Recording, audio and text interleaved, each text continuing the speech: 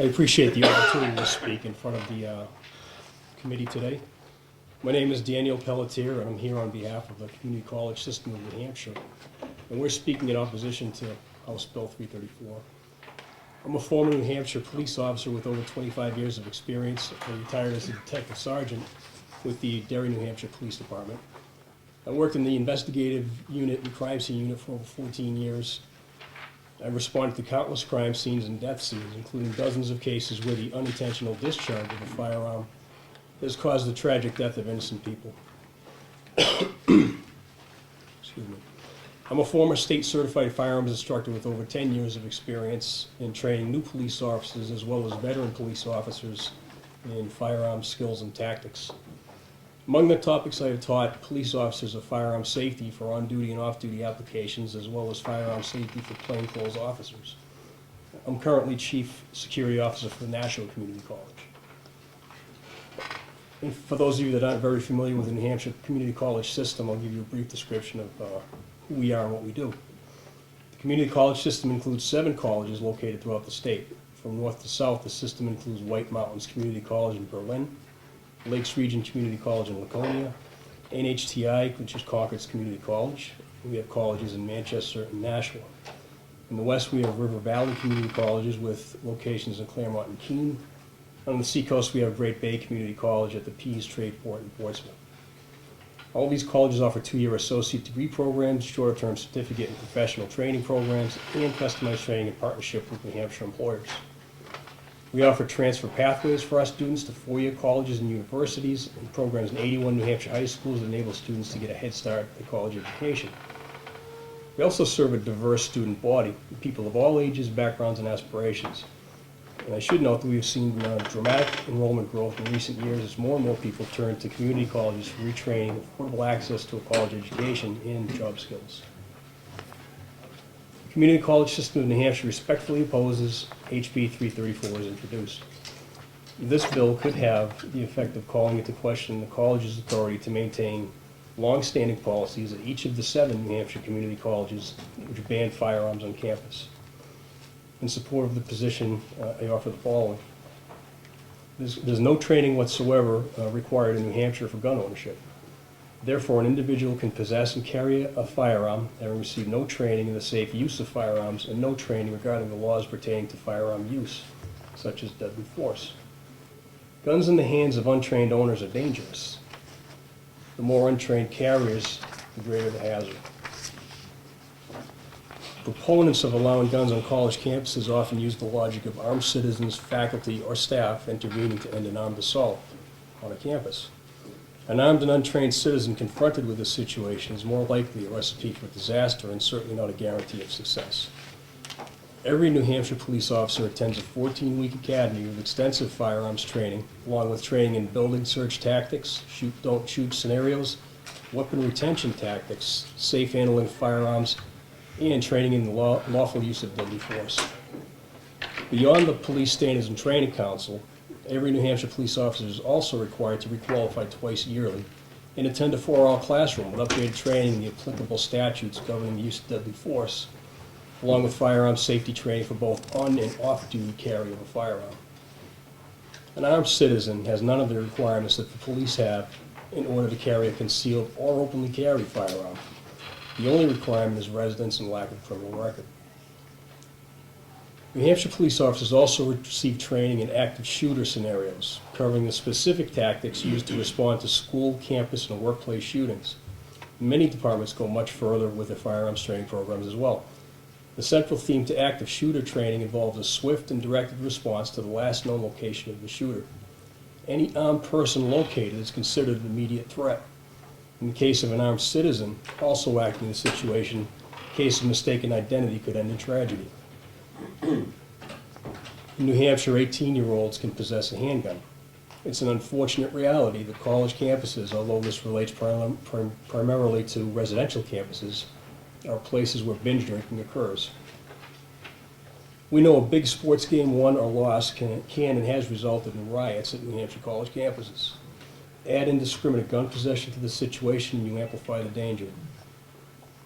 Even the slightest impairment of a student carrying a concealed weapon or an openly carried weapon could result in an accidental discharge or other potentially dangerous situation. Beyond the idea of an unimpeded right to carry a firearm, proponents of guns on college campuses have an eye toward the extraordinary event where an armed person comes onto a college campus with the intent to harm, and potentially armed civilians could intervene. However, as I stated earlier, it's more likely that armed civilians could make such an extraordinary event even worse. And in the ordinary, everyday course of events, this bill would create dangers related to indiscriminate gun possession on college campuses by untrained owners. There's a danger in the lack of any requirement for gun safety training.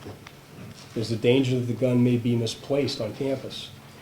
And there's a danger that a mishandled firearm may be unintentionally fired. Even highly trained police and military officers experience the accidental discharge of a firearm.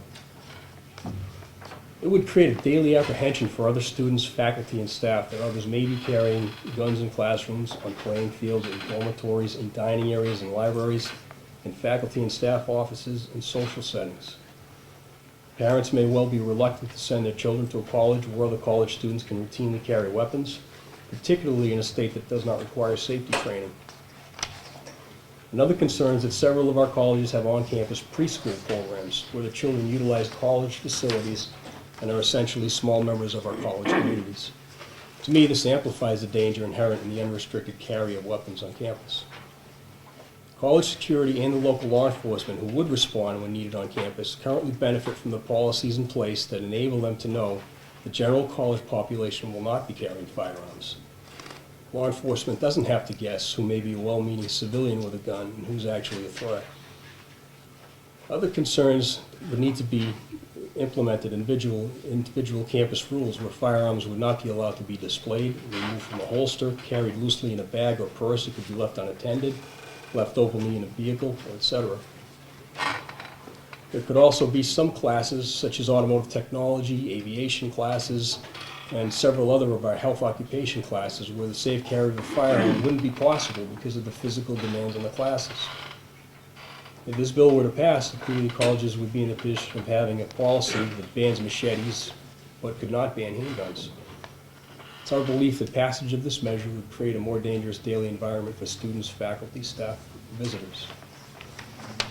Thank you for giving me the opportunity to speak, and thank you for giving me the opportunity to speak, and I'll answer any questions you might have. That's good. Any questions?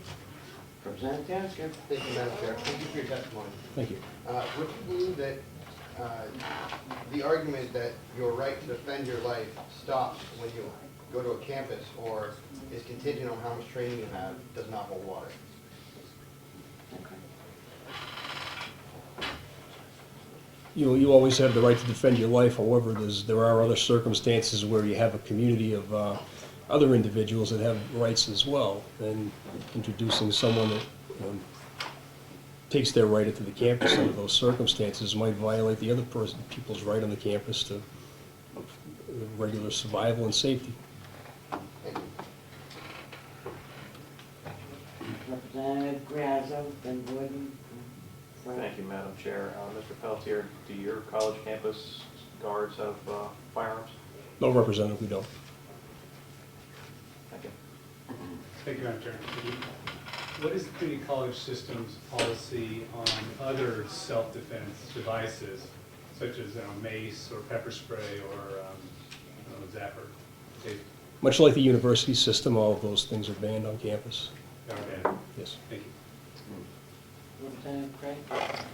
Do you have any idea how many people are carrying on campus at this point?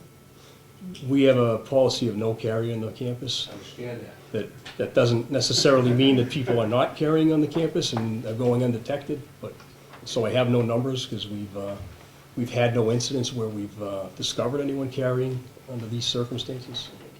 Follow up? If you did, what would be the procedure? What would happen to that? We would notify the National Police Department that someone is on campus carrying a weapon because of a violating a policy. Representative Tasker. Thank you, Chairman. What sort of charge would that carry, violating your policy? Our policy violation doesn't carry any specific criminal charge for someone that's not a member of the campus community. Follow up? how would the police be able to get involved then? Would they be able to arrest that individual? Would they give them a stern talking to? How would it work? No, sir, at that point, if the person was cooperating, then the person would be asked to leave the campus because they're violating our policy. If they would leave, then there wouldn't be anything criminal that they'd be violating. Thank you. Thank you. Anybody else? Thank you very much. If I could approach, I So could- you had coffee. Yes.